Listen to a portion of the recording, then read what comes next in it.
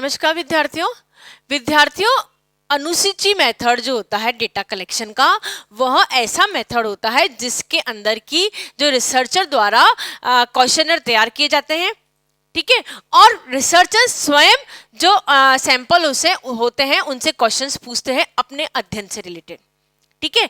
यानी कि इसके अंदर फिक्स्ड क्वेश्चन होते हैं और जो क्वेश्चन होते हैं वह सैंपल्स को ना देके जो रिसर्चर होता है वह स्वयं क्वेश्चन पूछता है, और इस तरीके से जो डेटा कलेक्शन किया जाता है इस मेथड को हम बोलते हैं अनुसूची मेथड या फिर शेड्यूल डेटा कलेक्टिंग मेथड। इसके कई प्रकार होते हैं, मुख्यतः इसके 5 प्रकारों में डिवाइड किया गया है। सबसे पहला है अवलोकन सूची। अवलोकन से क्या मतलब होता है आपका, जैसे कि नाम से ही इंडिकेट है कि हम किसी पर्टिकुलर चीज का अवलोकन करते हैं, हम पर्टिकुलर चीज को देखते हैं। इसके अंदर जो सैंपल्स होते हैं इसके अंदर पर्टिकुलर क्वेश्चंस नहीं बनाए जाते कि हमें इस चीज का ही अवलोकन करना है। जो अध्ययन हमारा होता है उस अध्ययन क्षेत्र में हम प्रमुख रूप से 3 या 4 भागों में बांट लेते हैं। सैंपल पर्दे के इस तरफ होता है और जो अवलोकन करता है यानी कि रिसर्चर होता है वह इस तरफ होता है। वह वह अवलोकन करता है सैंपल्स के प्रति, वह उसको क्वेश्चन को के बारे में लिख लेता है, ठीक है। हमने कैटेगरीज कर ली कि हमें इस चीज के बारे में अवलोकन करना है। हम एग्जांपल देंगे कि बच्चा की क्या क्रिएटिविटी है ना, बच्चे में क्या क्या क्रिएटिविटी है हम ये फाइंड आउट करना है। अब चूंकि बच्चे की क्रिएटिविटी फाइंड आउट करनी है, आप बच्चे से पूछ नहीं सकते आपको ये अच्छा लगता है, ये अच्छा लगता है। कभी बच्चे को कुछ अच्छा लगता है, कभी बच्चे को कुछ अच्छा लगता है, ठीक है। हमें क्या करना है, हमें फाइंड आउट करना है कि बच्चे को क्या अच्छा लगता है। इसके लिए पर्दे के इस तरफ बच्चा है, पर्दे के इस तरफ रिसर्चर है।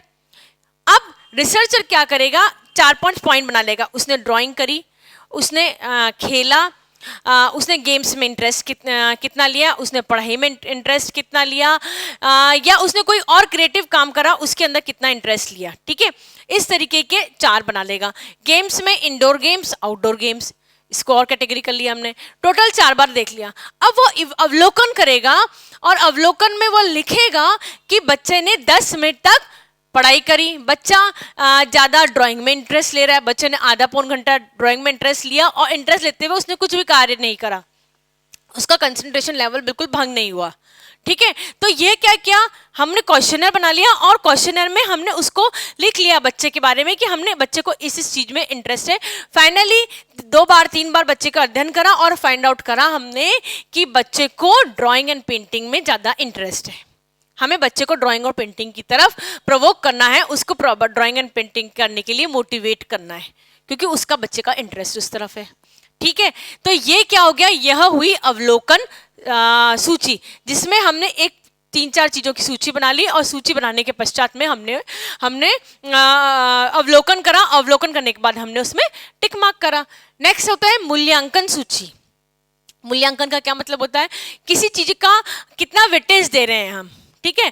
नाम से ही इंडिकेट है ABCD, या आप क्वेश्चन बना लीजिए। क्वेश्चन बनाने के बाद में 3 कैटेगरी कर लीजिए या 2 कैटेगरी कर लीजिए, हाँ अथवा ना, ठीक है, और उसके ऊपर टिक मार्क करते जाइए। सिंपल सी बात है। क्या आपको खाना बनाना पसंद है, हाँ अथवा ना। कभी कभी पसंद है, इसका तो कोई ऑप्शन ही नहीं है। हाँ पसंद है, टिक मार्क कर दीजिए। आप किस तरीके का खाना बनाना पसंद करते हैं, वेज अथवा नॉन वेज, टिक कर दीजिए।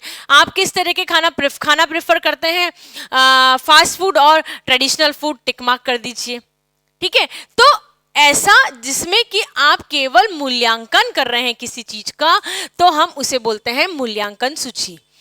प्रलेख अनुसूची। प्रलेख अनुसूची में जो डॉक्यूमेंट्स होते हैं ना, हम उसके बारे में फाइंड आउट करते हैं।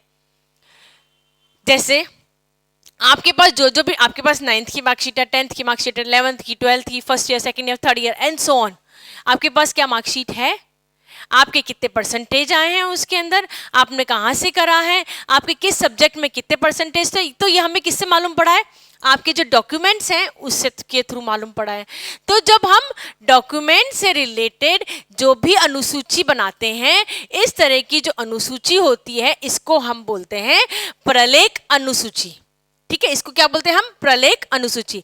नेक्स्ट हम बात करते हैं संस्था सर्वेक्षण अनुसूची की। संस्था सर्वेक्षण क्या होता है, किसी भी संस्था का सर्वेक्षण करना, है ना।